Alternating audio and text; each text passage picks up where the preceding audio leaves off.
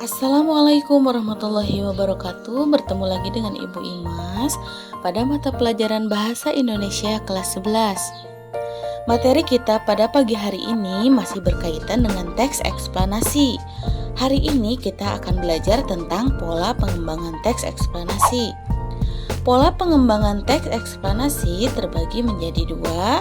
Yang pertama, pola pengembangan sebab akibat. Dan yang kedua, pola pengembangan proses. Nanti kita akan membahas bersama-sama satu persatu tentang pola tersebut.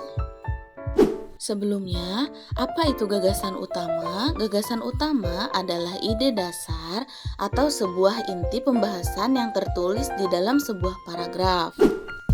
Adapun jenis paragraf, yang pertama paragraf deduktif, yaitu paragraf yang kalimat utama atau gagasan utamanya berada di awal paragraf. Yang kedua ada paragraf induktif, yaitu paragraf yang kalimat utama atau gagasan utamanya berada di akhir paragraf. Dan yang ketiga ada paragraf campuran, yaitu paragraf yang kalimat utama atau gagasan utamanya berada di awal dan di akhir paragraf. Untuk contohnya bisa kita lihat. Pertama, contoh dari paragraf deduktif. Bunglon adalah salah satu hewan yang unik. Nah, teks yang ditebalkan ini merupakan gagasan utamanya. Kenapa dikatakan gagasan utama? Karena ini merupakan inti dari paragraf tersebut dan dijelaskan dengan kalimat berikutnya. Ia dapat beradaptasi di lingkungannya dengan cara mimikri. Bunglon dapat merubah warna kulitnya sesuai dengan warna yang ada di sekitarnya. Jika bunglon-bunglon berada di ranting pohon, warna kulitnya akan menyesuaikan dengan warna ranting pohon tersebut.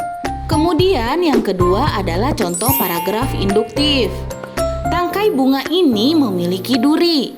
Bunga ini banyak disukai orang karena bentuknya yang indah. Bunga ini sering dijumpai berwarna putih dan merah.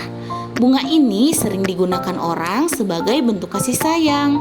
Nah, pada paragraf induktif, paragrafnya itu diawali dengan kalimat yang memuat penjelasan-penjelasan berupa fakta, contoh, rincian khusus atau bukti, lalu diakhiri dengan kalimat utama. Nah, di sini kalimat utamanya hampir semua orang mengenali bunga ini, yaitu bunga mawar. Selanjutnya, contoh paragraf campuran. Nah, pada paragraf ini diawali dengan menyajikan kalimat utama, yaitu jeruk nipis ternyata memiliki banyak manfaat. Lalu didukung dengan kalimat-kalimat penjelas. Jeruk nipis dapat digunakan untuk mengobati batuk secara alami. Jeruk nipis juga dapat dijadikan minuman untuk menyegarkan tenggorokan. Selain itu, dapat juga dimanfaatkan sebagai bumbu dapur. Setelah itu diakhiri kesimpulan pada bagian akhir paragraf. Jadi ternyata jeruk nipis memiliki banyak sekali manfaat bagi manusia. Jadi kalimat utamanya terdapat di awal dan di akhir.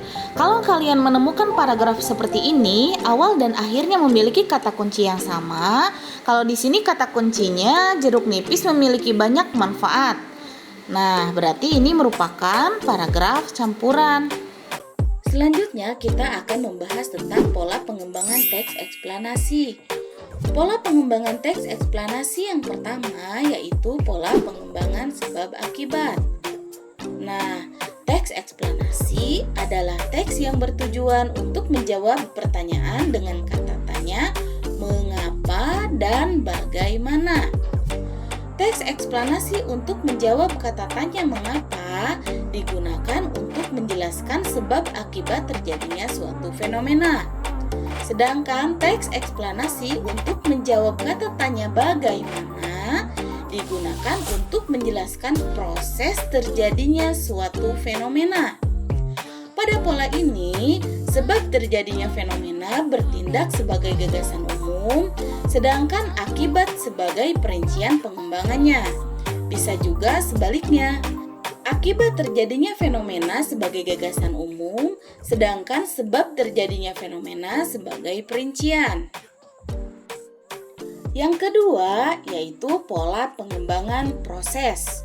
Nah, anak-anak, teks eksplanasi dapat digunakan untuk menjelaskan proses dan menyampaikan suatu urutan dari tindakan-tindakan atau perbuatan untuk menciptakan atau menghasilkan sesuatu dari suatu terjadinya fenomena atau peristiwa.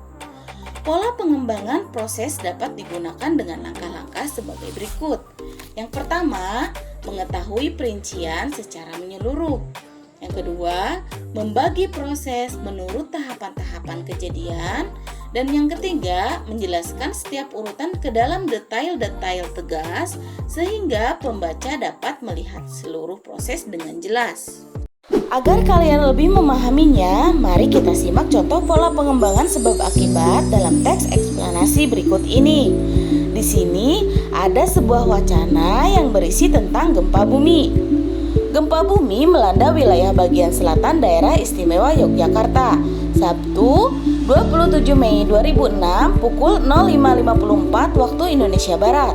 Kekuatan gempa bumi tercatat 6,2 skala Richter pada kedalaman 17,1 km.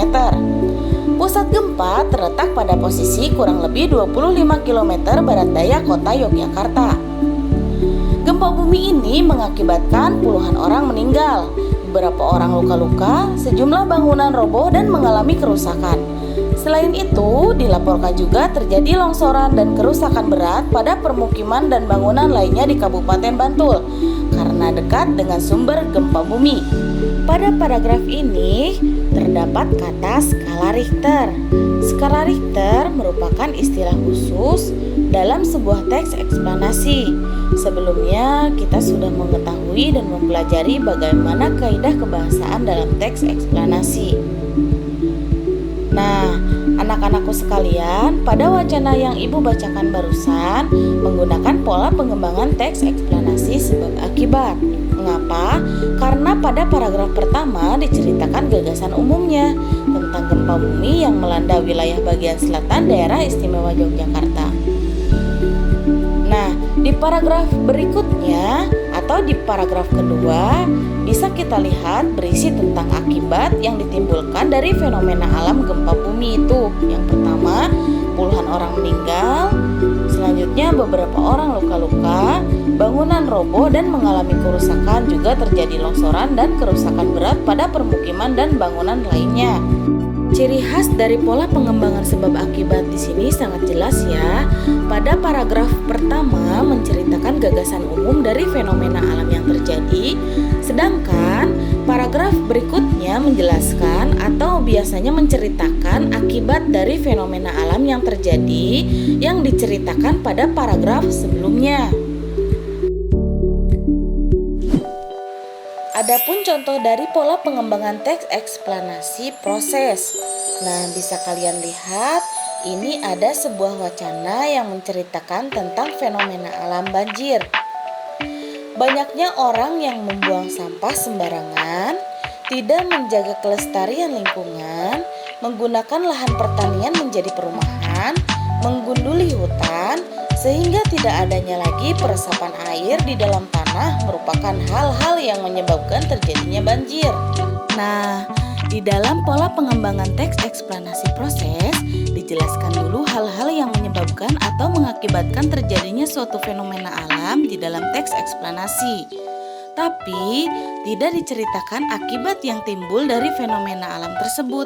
Jadi, hanya menjelaskan proses terjadinya suatu peristiwa fenomena alam yang dimana pada wacana ini dijelaskan hal-hal apa saja sih yang menyebabkan terjadinya banjir. Nah, anak-anakku sekalian, mungkin itu saja materi yang dapat Ibu sampaikan pada pembelajaran hari ini. Yang pertama, tadi kita belajar mengenai pola pengembangan teks eksplanasi, pengertian gagasan umum, jenis-jenis paragraf, dan yang terakhir contoh pola pengembangan sebab akibat dan pola pengembangan proses. Nah, apabila dari materi yang Ibu jelaskan barusan ada yang tidak kalian pahami, kalian boleh chat Ibu melalui WA atau boleh juga di grup ya. Itu saja yang dapat Ibu sampaikan. Terima kasih atas perhatiannya. Semoga ilmu yang Ibu berikan dapat bermanfaat untuk kalian semua. Wassalamualaikum warahmatullahi wabarakatuh.